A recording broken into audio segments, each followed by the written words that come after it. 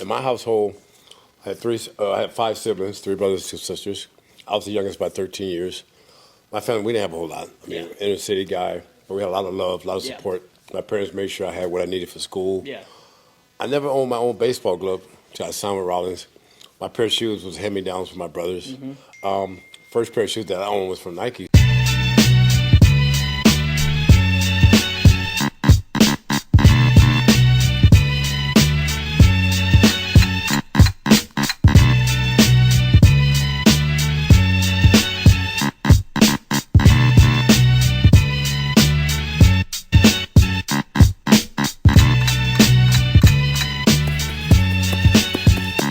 Soul Free with Harlan Freeman, your home for sneakers and culture.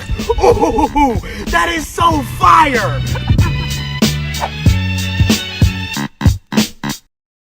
What's good? It's Harlan. Welcome back to Soul Free, your home for sneakers and culture. And I mean, this dude needs no introduction. He's my brother. He's been here before. But what happens is I see him on all these other TV shows. I see him on all these other podcasts, and I start getting a little jealous. You know that? Is that what happened? Yeah. You know, I get a little.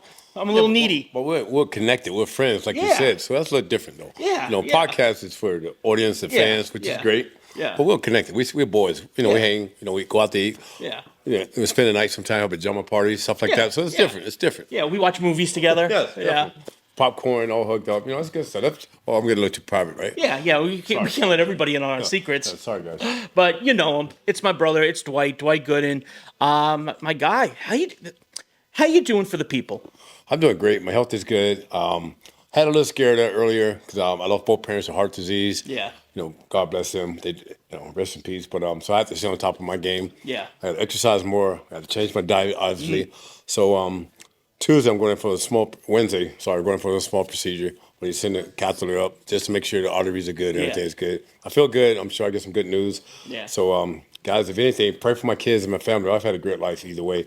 So, but without the support and help you guys gave me over the years, I wouldn't be here today. So thank you guys. You guys are the real reason why I'm sitting in the seat talking to my good friend. Yeah. And you know what? We're all at that age now.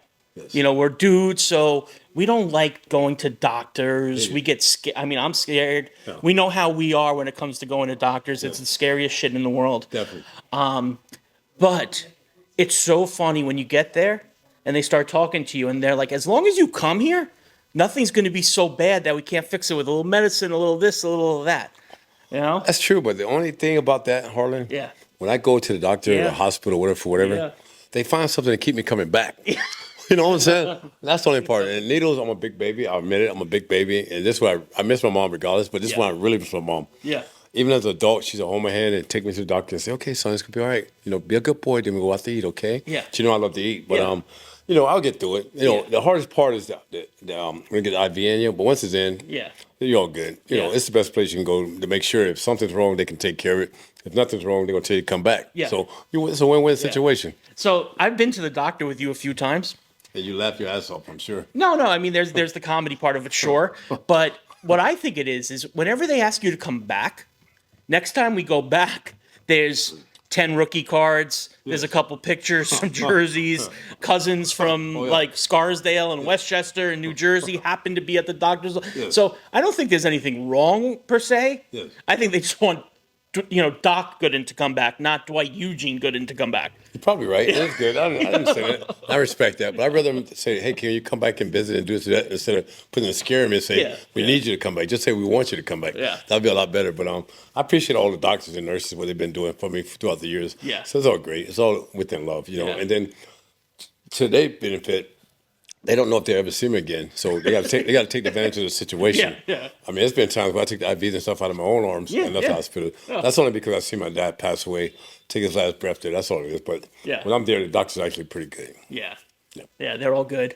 And you got to be healthy. This is a really big year. We've been talking about this for a minute, and the last 2 years has been such a parade since the number retiring to this year. We're celebrating the 40th anniversary of the '86 Mets. Yes, sir. Okay, the 30th anniversary of the '96 Yankees. Yes.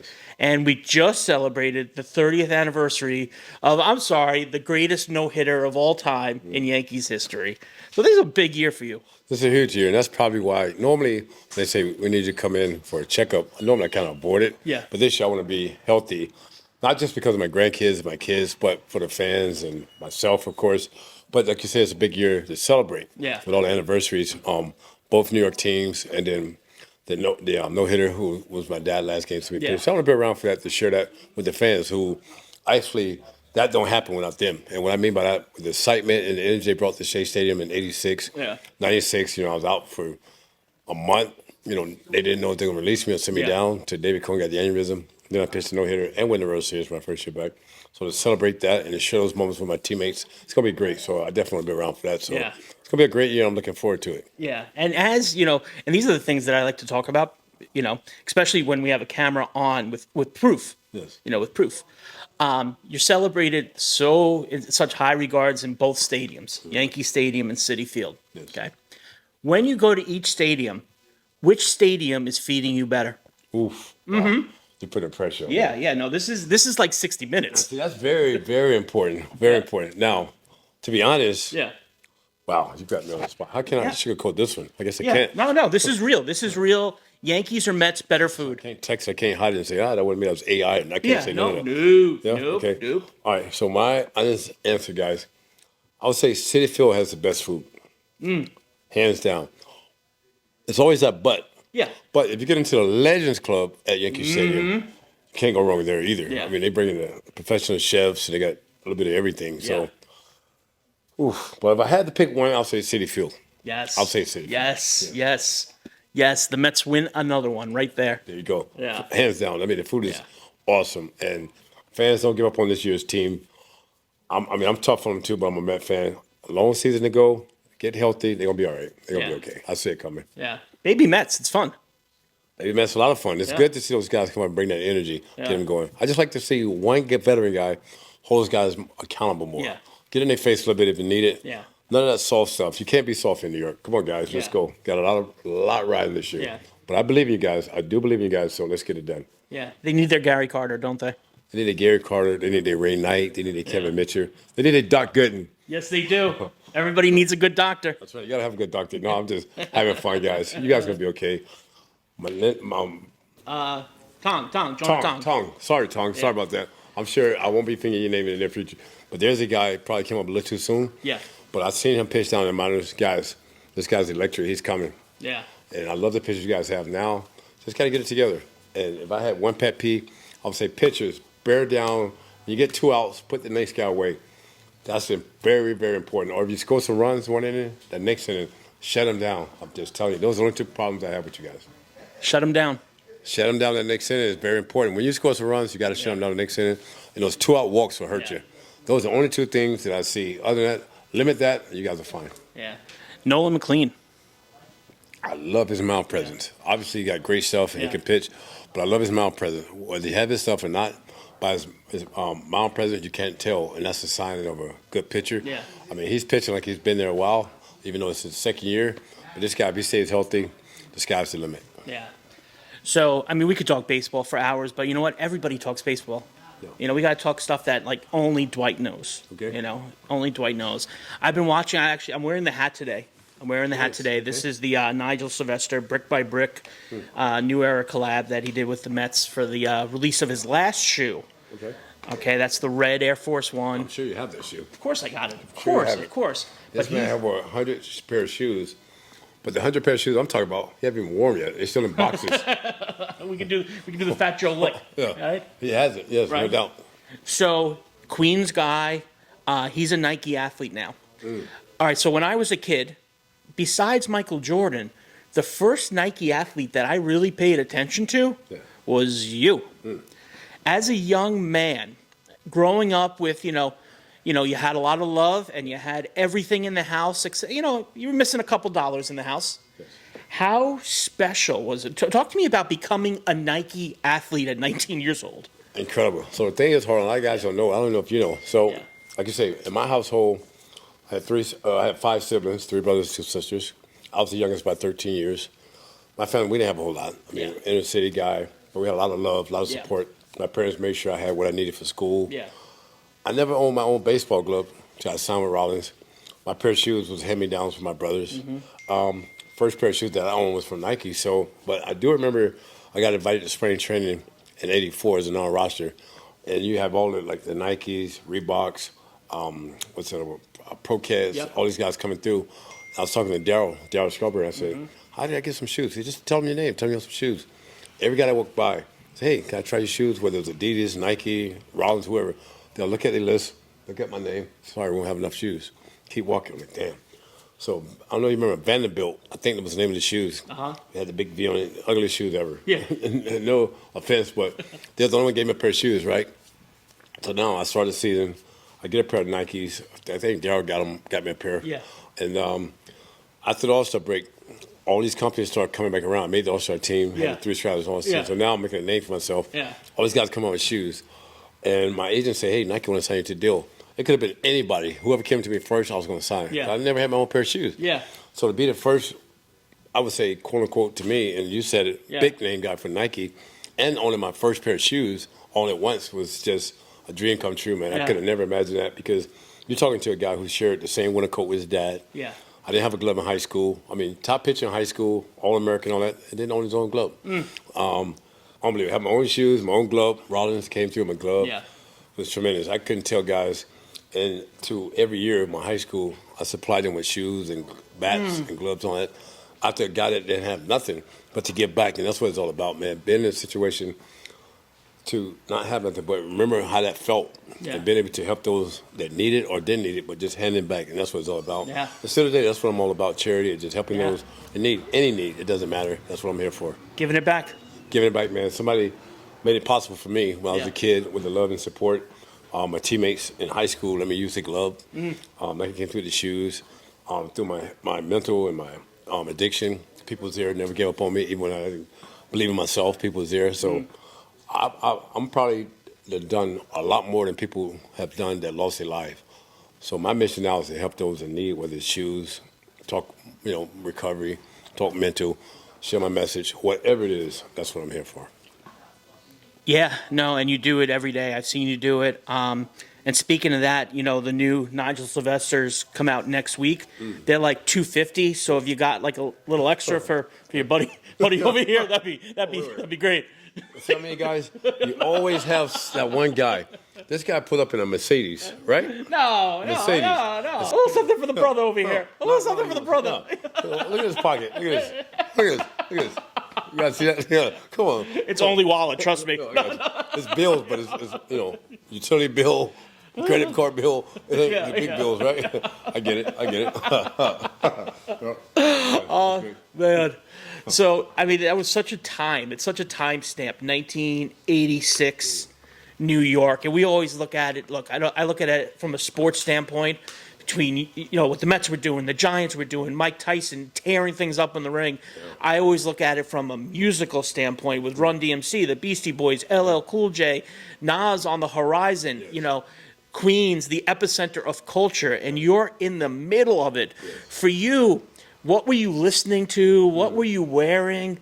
Talk to me about Queens culture for Doc Gooden in 1986. You said definitely Run DMC. Those are my guys. Yeah. Beastie Boys, LL Cool J. Me and LL Cool J actually dated sisters at the same time. So I knew him when he was a kid. I remember him telling me, "I'm gonna make it one day." I said, "I believe you," because he had the grind, man. He had the dog in him. He wanted it. Yeah. So I knew him as a kid. Yeah. The Beastie Boys coming out clubhouse. We used to eat Cheez-Its together. Talk, man. I mean, those guys. Brass Monkey. All those songs, man. Yeah. Jay-Z wasn't there yet. I'm trying to think. It was Kool Moe Dee. Yeah. Curtis Blow. Yeah. Grandmaster Flash. Yeah. All those guys, man. That was it, bro. Yeah. I mean, it was fun. I was wearing Nike. Could have gave me the shoes. Yeah. The Fila before I signed with Nike with got the sweatsuits and stuff. That was my thing, man. There's that picture. There's that picture of you in the Fila sweatsuit. We're gonna put it up on the screen.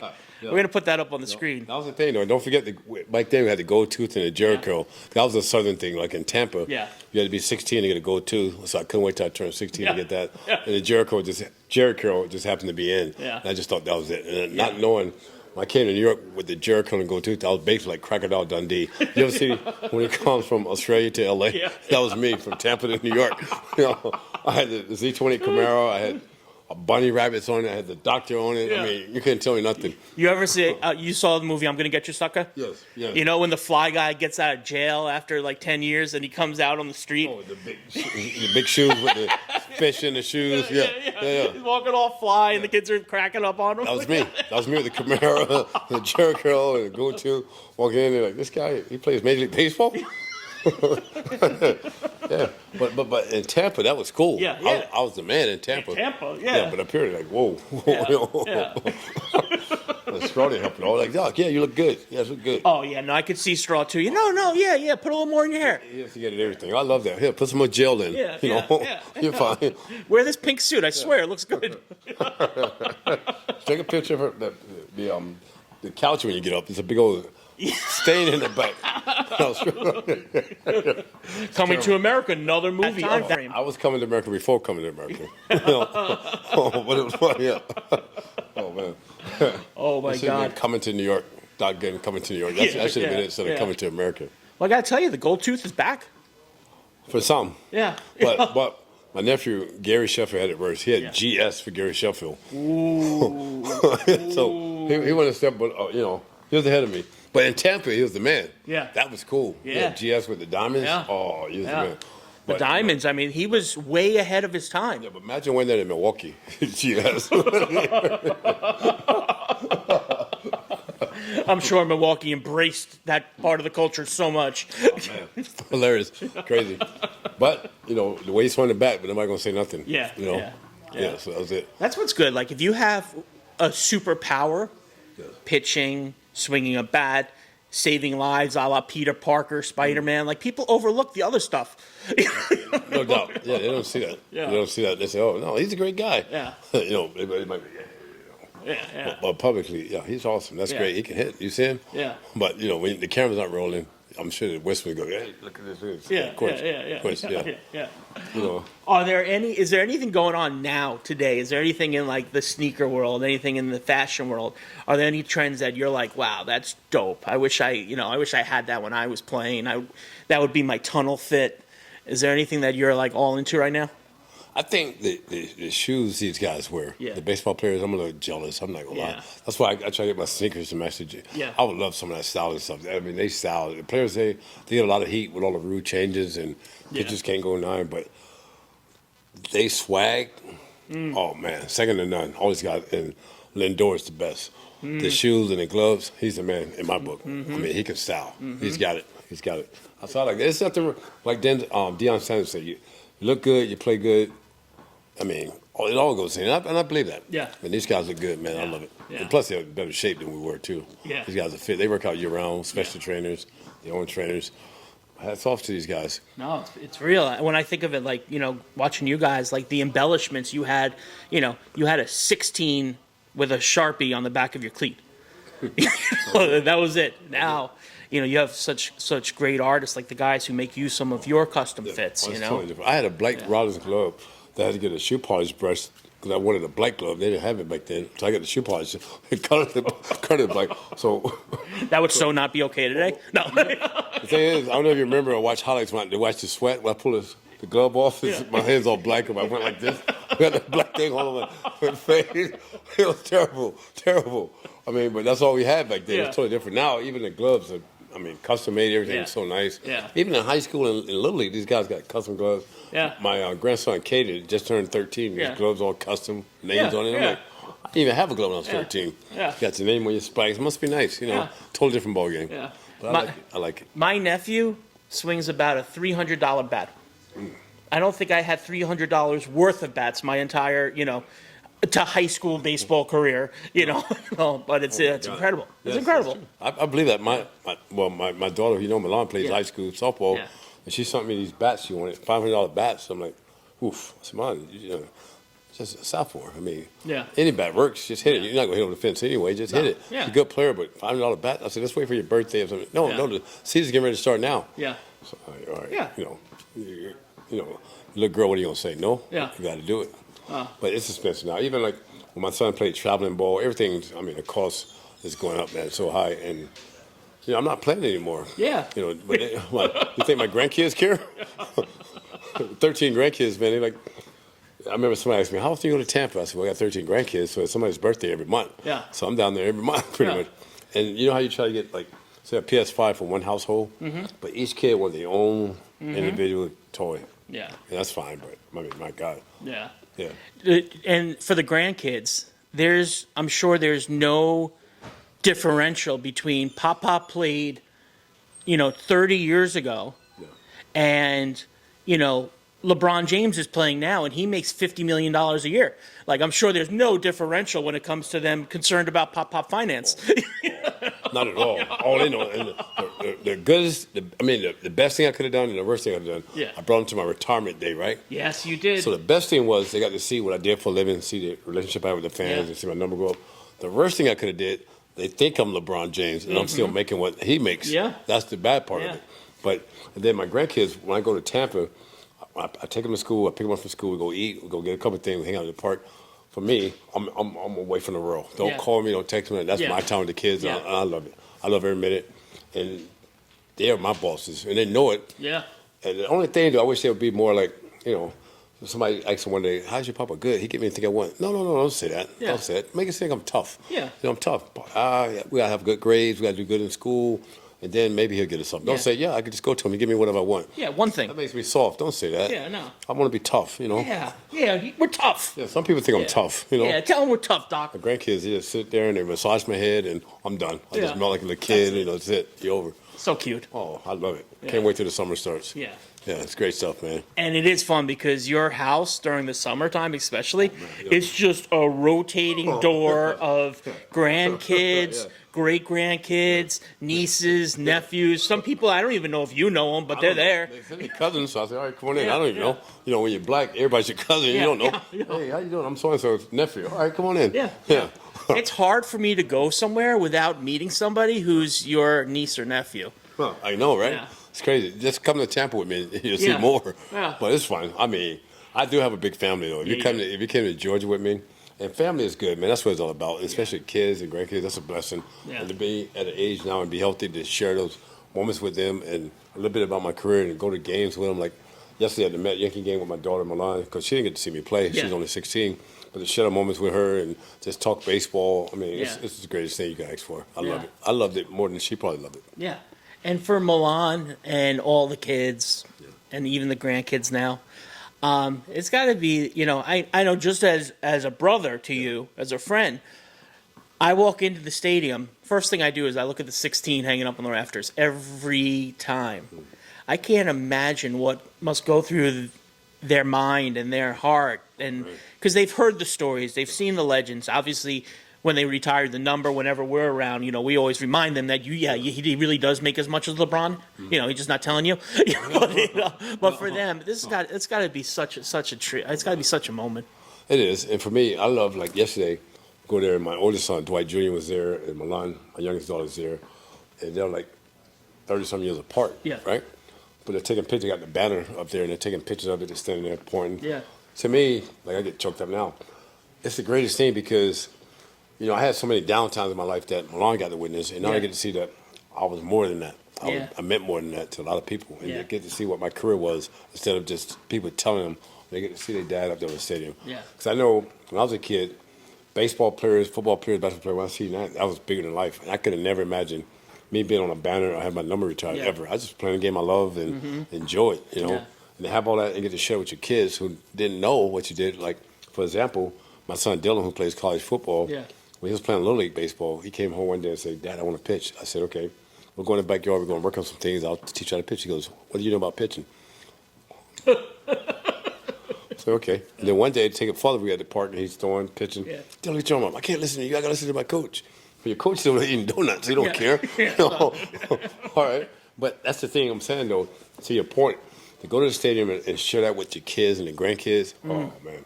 I get choked up just seeing them and watching the expression on their face because they look at it and say, wow, that was my granddad. Yeah. That was my granddad. He did something special, something that nobody can ever take away. And even when they have kids or grandkids, they get to come there and share that moment with them because that's there. And so that's part of the legacy you want to leave because nobody's perfect. Yeah. But to leave a mark on not only your kids, but your grandkids and your fans, all that, somebody can always go there and say, that was my granddad. Or say, my granddad played there. My granddad played with the Mets Yankees, and he won the World Series for both teams, and so on and so on and so on. And that's what it's about. Yeah. You know? And you said something that, my granddad did something special, but their granddad is doing something special. That means a lot. And you do it every day. I see it. Yeah. I see you have a line of people wherever you go who, I always say this too, you're the most famous person in the world that everybody has their phone number. Yeah. It's like, I go to the gas station, I was like, hey, I tried calling Doc the other day. I'm like, well, I don't know. But can you fill that with super? That's one of my things I got to remember. But blame my parents for that, because my parents just taught me that. Yeah, it's a beautiful thing. Yeah, they always tell me, what's the purpose of having a life? You don't have an impact on another's life. And we're all brothers and sisters underneath. But to a certain extent, I got to stop that stuff. Man. If I have a conversation with somebody and they say, hey, take my number, let's go to a game. Yeah. They're my best friend. Yeah. I love people. Yeah. I just love people, man. No, that's beautiful. This is my thing. But I got to understand that. You caught me. You can't give everybody your number and you can't invite everybody to the game. But I would love to. I would bring my whole neighborhood to the game. Yeah. Let's go. Yeah. But that's fun to me. Yeah. That's Doc Day. Yeah, Doc Day. Yeah. You never know what a person is going through or what somebody's going through. Yeah.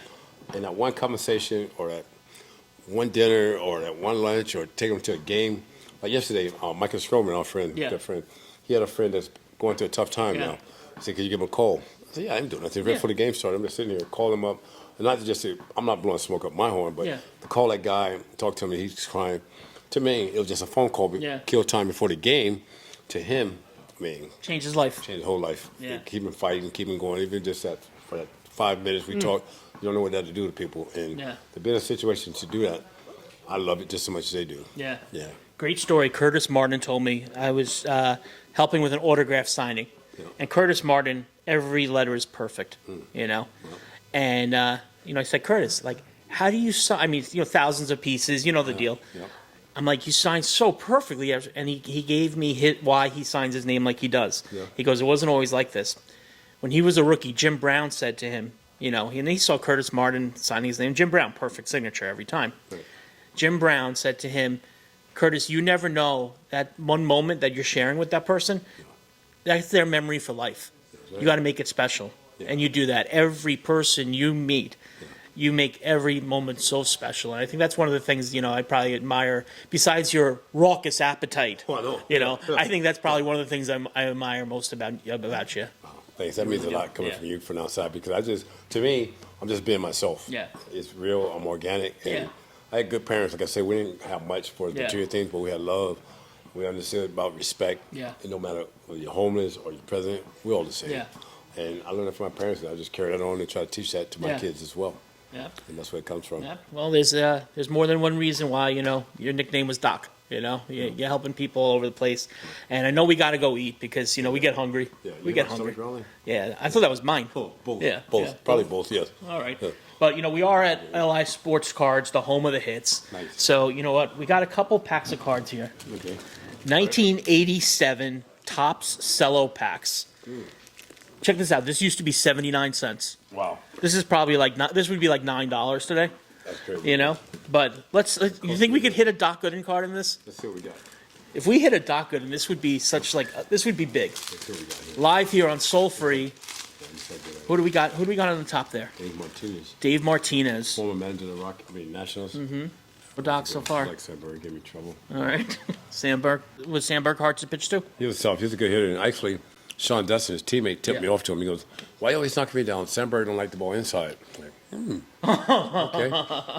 So I pitched him inside every other bat and had no more problems with him. Yeah. Yep. This is my brother here, Dave Stewart. One of the Black Aces. Mm-hmm. Great guy. Well, that's it. We're going to keep opening cards. Doc, I love you, brother. Yeah, let's see what we got here. Let's keep opening. Yeah, we're going to keep going. We're going to keep going. While we're doing that, of course, you've been watching Soul Free, your home for sneakers and culture. This is Doc Gooden, my brother. I have my card. We got a lot of gum. Yeah, we got a lot of gum. No Doc Goodens. All right, we'll keep going. Anyway, Doc, my brother, I love you. Love you too, bro. All right. Thanks for having me. Of course. Keep doing your thing, man. Of course. Now I feel like a guy. I have all the celebrities from Madison Square Garden, all the main events. Man, my boy, now you see you got jealous because you're someone on the podcast? Yeah. I got jealous too. You got, all my guys I grew up idolizing, watching them. Like, my neighbor, and I don't get to go on the show. Yeah. But now I'm here. So Here he is. I feel better now. Here he is. It's Doc Gooden. It's Harlan. It's Soul Free. LI Sports Card, home of the hits. Thanks for having us. We'll see you real soon.